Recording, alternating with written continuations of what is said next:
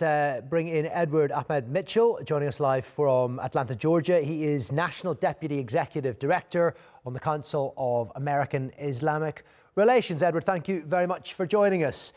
Clearly a fast-moving, developing story. What's your initial reaction to the news? This should have happened a long time ago. This is long overdue. The genocide should have never started, and it should have stopped back in January with the first ceasefire agreement that the Israeli government blatantly violated. Tens of thousands of Palestinians have been murdered. An untold number of Israeli hostages have been killed in this bombardment as well.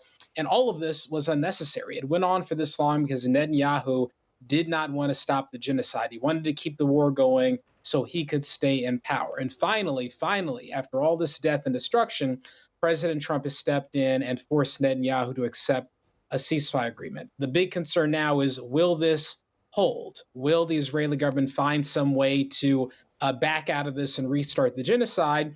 And will Gaza be reconstructed without displacing the Palestinian people, without further Israeli occupation, and without some sort of Western colonial oversight? So today is an important day. It's hopefully the end of the genocide, but a lot of questions remain unanswered. Yeah, you mentioned Israel pulling out of the previous ceasefire. I mean, how confident are you that Donald Trump will be able to apply the pressure that he has done to get to this point in all of the trickier discussions going forward? Look, this is the first time that I think President Trump has really gotten Netanyahu to submit.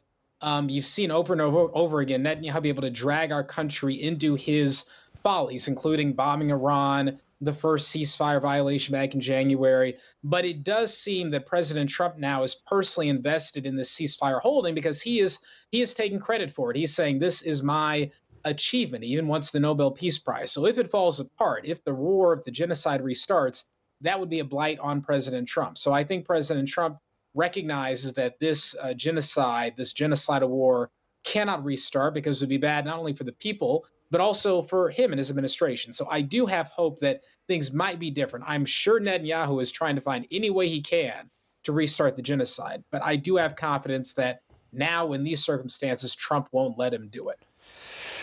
Right. Well, but Netanyahu's political survival, as we have been hearing on this program, remains in doubt, and he needs to stay in power to stay in his position.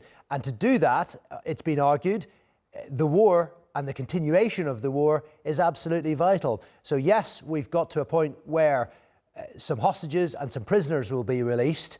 But how confident are you that the trickier issues, Hamas disarmament, the full withdrawal of Israeli troops from the Gaza Strip and the future governance of Gaza will even get to be negotiated?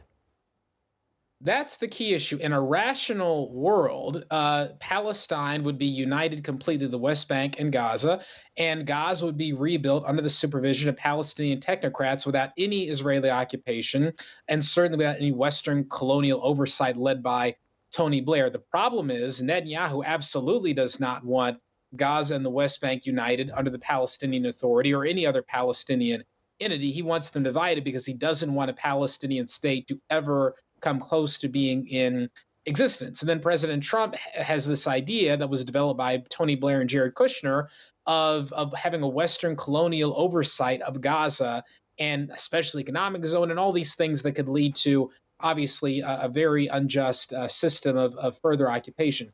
So it's very unclear how that's going to pan out. But what is clear is that everyone's going to have to give a little if you want any sort of peace to hold. And the other thing to worry about is, if Netanyahu can't restart the genocide in Gaza, does he start a war somewhere else? Does he destabilize Syria further? Does he bomb Iran again? So I think our country, the United States, has to be on edge to make sure that he doesn't try to fan the flames of war somewhere else if he can't do it in Gaza anymore.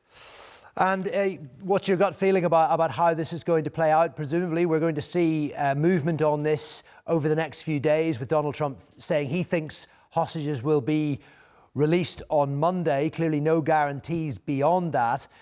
But with the progress that has been made so far with those negotiations taking place in Egypt and on all the mediators, how do you see it playing out beyond? We're very confident that at least what has been agreed will come to fruition, that the Israeli captives will be released, that many Palestinian captives will be released. President Trump would not be entertaining the idea of going to the Middle East if he wasn't sure this is all moving forward. So again, I'm not as worried about this first phase coming into reality. I think that's very clear that is going to happen, God willing. The big question is what happens after that? What is the future of Gaza? What is the future of Palestine? And by the way, will the Israeli government ever be held accountable for the war crimes it committed? Ending the genocide doesn't erase the fact that a genocide occurred. Netanyahu is still a war criminal. He still needs to be held accountable, and there should still be an arms embargo in Israel, which has absolutely shown that it does not care for international law. So, again, the genocide appears to be ending in its current form. That's a good thing, but many questions yet to answer. Okay, well, we thank you very much indeed for joining us here on TRT World. Appreciate your analysis today.